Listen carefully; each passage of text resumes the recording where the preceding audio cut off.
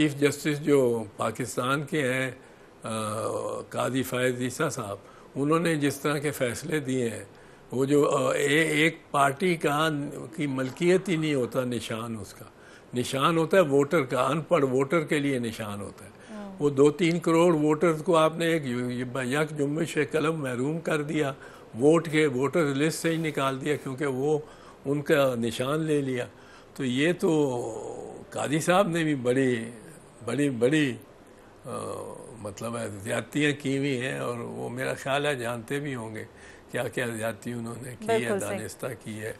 मानिए पीटीआई ने आज एक गुफ्तगू में फिर से तीनों इदारों पर बराह रास्त इल्ज़ाम लगाए। चीफ इलेक्शन कमिश्नर को गैर जानिबदार, काजी फ़ायज़ ईसा को उन्होंने कह दिया कि जनाब वो उनके एक्शंस जो हैं मुफादात से टकराव हैं, और इस्टेब्लिशमेंट को थर्ड एम्पायर करार दे दिया। फिर वो शिकवा करते हैं कि उनके मामला दुरुस्त भी नहीं होते पीटीआई के। नहीं, अगर दुरुस्त होने हैं उनके तो कानून के मुताबिक की वजह से होने हैं ना। ये तो नहीं होने कि वो खुशामद शुरू कर दें इनकी और इनकी तारीफ़ें शुरू कर दें, तो फिर उनके बानी पीटीआई को रिलीफ जब भी मिल सकता है। ये तो सारे सिस्टम पे एक इल्ज़ाम है ना। यही तो इल्ज़ाम है कि आप जब कोई आपके बगल में आके बैठ जाता है तो उसको आप अपना लेते हैं, और जब आप वो ज़रा आपसे कुछ फ़र्क रखता है राय, तो आप उसको फिर हवाले कर देते हैं, गायब हो जाता है वो बंदा, फिर वो बाहर में निकलता है, मिलता है तो उसने अपना किबला ही बदला हुआ होता है। तो ये वही अनदेखे हाथ हैं जिनका जिक्र बहुत करते थे नवाज शरीफ साहब, खलाई मखलूक और अनदेखे हाथों का। तो इसके बारे में मुझे तो ये कोई ऐसी बात नहीं लगती कि वो अगर उन्होंने कहा है कि जो है chairman election commission of Pakistan, election commissioner, chief election commissioner, इसने बहुत बर्बाद किया है, इसने तो बर्बाद कर दिया है। मैं तो 20 मरतबा आपके टेलीविज़न पे कह चुका हूँ कि इसको हथकड़ी लगनी चाहिए राजा सिकंदर सुल्तान को।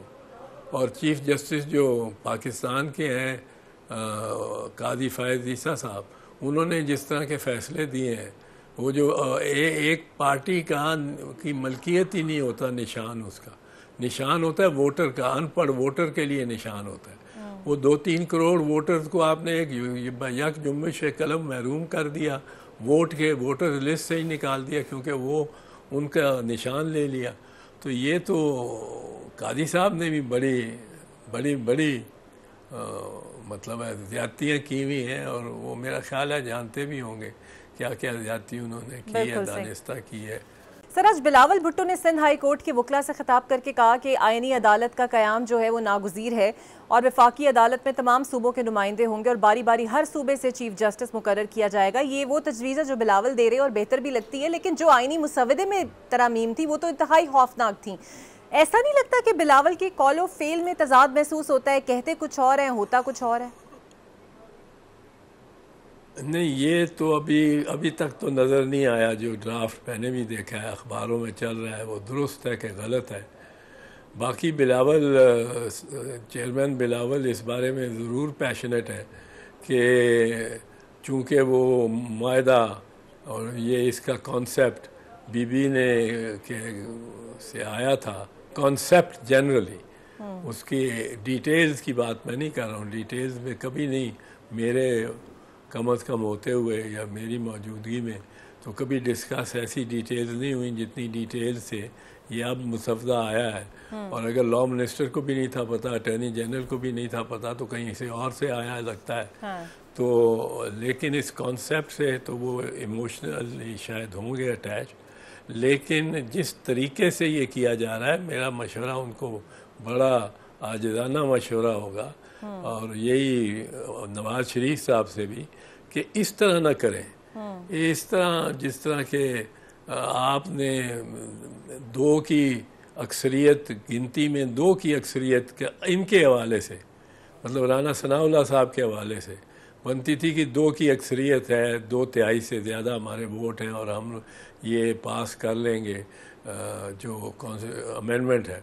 उस पे आप ने पार्लियामेंट को भी बुला लिया, और उसमें अब फिर वो 6-7 दिन खिलवाड़ ही होता रहा, और गवर्नमेंट के पास आए हैं बंदे, नहीं आए हैं, और ये वो, और मौलाना साहब ने एक पोजीशन ले ली तो वो सारा मामला ही ख़त्म हो गया। अब ये फिर अगर चाहते हैं करें तो इसको डिबेट होने दें। एक अच्छी अगर चीज़ है, अगर आप समझते हैं अच्छी है तो वो ज़रूरी है, तो उसको उस पर डिबेट होने दें। मैं आपको बताऊं, मेरा तजर्बा पंजाब असेंबली में भी रहा है और सुप्रीम को ये कौमी असेंबली में भी रहा है और सेनेट में भी रहा है। मुझे ये पता है कि जो कानून हम जल्दी में तेज़ी में लाते थे ना कभी भी, उस पर डिबेट भी चल रही है, पर एक बंदा जिसने जो भक्कर से आया हुआ है मैंने होके, या वो मतलब किसी पसमानदा इलाके से आया है और ज़्यादा तालीम भी नहीं है, उसने उर्दू में तर्जमा ही पढ़ा है, वो मैं अगर उस बिल को कर रहा हूँ पायलट एज ए मिनिस्टर, तो वो बंदा पीछे से खड़ा होकर 3 दिन बहस हो गई, किसी ने पॉइंट नहीं उठाया। वो जब उसकी बारी आती है वो ऐसा पॉइंट उठाता है 10 जुमलों में उर्दू में वो अदा करके कि आप हैरान रह जाते हैं कि ये तो बिल्कुल सारे बिल की बुनियाद ही ये तो गलत हो गई। डिस्कशन होना जरूरी है तो ना, इसको खुफिया अंदाज, इसके लिए डिस्कशन होना जरूरी है।